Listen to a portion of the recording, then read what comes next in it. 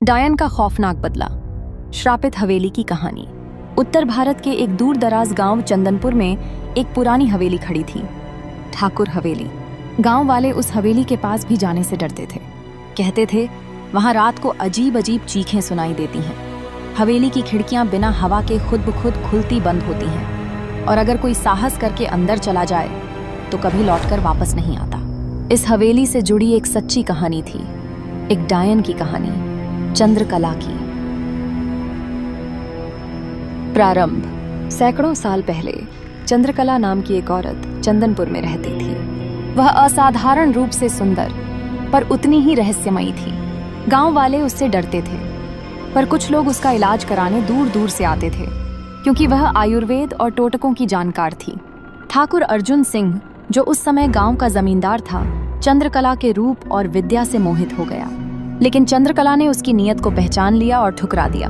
अपमानित ठाकुर ने बदला लेने की ठान ली। एक रात उसने गांव वालों को उकसाकर यह अफवाह फैलाई कि चंद्रकला एक डायन है जो बच्चों की बलि देती है। उग्र भीड़ ने उसके घर में आग लगा दी और उसे जिंदा जला दिया। मरते समय चंद्रकला ने श्राप दिया, जिसने मुझे झूठे इल्जामों से जलाया उसका वंश हर अमावस को मेरी पीड़ा झेलेगा। मैं लौट कर आऊंगी और तब यह हवेली मेरी होगी। उस रात से ठाकुर हवेली में अजीब घटनाएं घटने लगीं। अर्जुन सिंह की पत्नी पागल हो गई, उसका बेटा कुएं में गिरकर मर गया। ठाकुर खुद एक रात गायब हो गया और उसका शव खून से सना हुआ हवेली के आंगन में मिला। वर्तमान। कहानी शुरू होती है आज से 100 साल बाद। एक युवा पत्रकार नेहा शर्मा को गांव की इस हवेली और चंद्रकला की कथा के बारे में पता चला।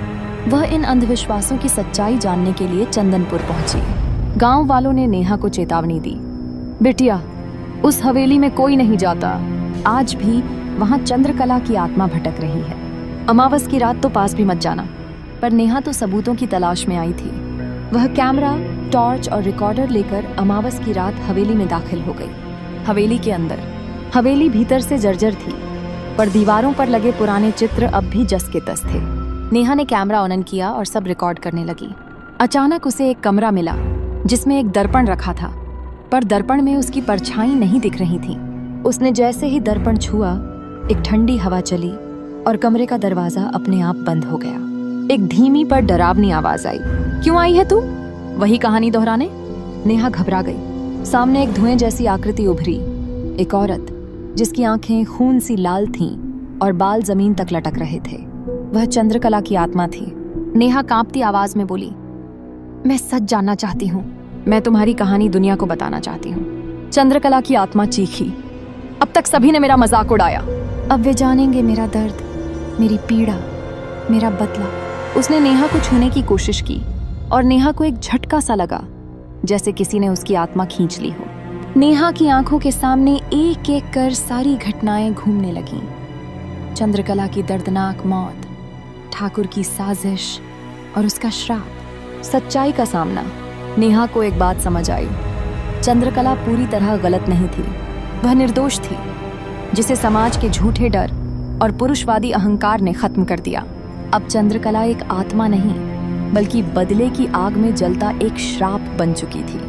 नेहा ने आत्मा से कहा, अगर तुम चाहो तो मैं तुम्हारी सच्चाई सबको बता सकती हूँ, तुम्हें शांति मिल सकती है। लेकिन आत्मा हंसी, अब देर हो चुकी है, मेरा बदला अभी अधूरा है। ठाकुर का अंतिम वंशज अभी जीवित है और वह यहीं आएगा।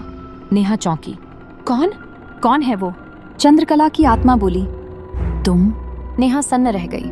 उसी समय उसकी जेब से पुरानी डायरी गिर पड़ी, जो उसके दादा की थी। उसमें लिखा था, हम ठाकुर अर्जुन सिंह के वंशज हैं, अंत नहीं शुरुआत। नेहा चीख उठी, पर अब बहुत देर हो चुकी थी। हवेली के दरवाजे बंद हो गए, कमरे में अंधेरा छा गया। अगली सुबह गांव वालों ने देखा, नेहा की कैमरा और डायरी हवेली के बाहर पड़ी थी, पर नेहा कहीं नहीं थी। अब कहते हैं हवेली में 2 साए भटकते हैं, एक चंद्रकला का और दूसरा नेहा का। हर अमावस की रात हवेली से एक नई औरत की चीख सुनाई देती है और गांव वाले कहते हैं, डायन का बदला पूरा नहीं हुआ, अभी एक वंशज बाकी है। शिक्षा। यह कहानी हमें सिखाती है कि झूठे अंधविश्वास और सामूहिक उन्माद कैसे एक निर्दोष जीवन को नष्ट कर सकते हैं। और यह भी कि किसी के साथ हुआ अन्याय कभी न कभी लौट कर आता है।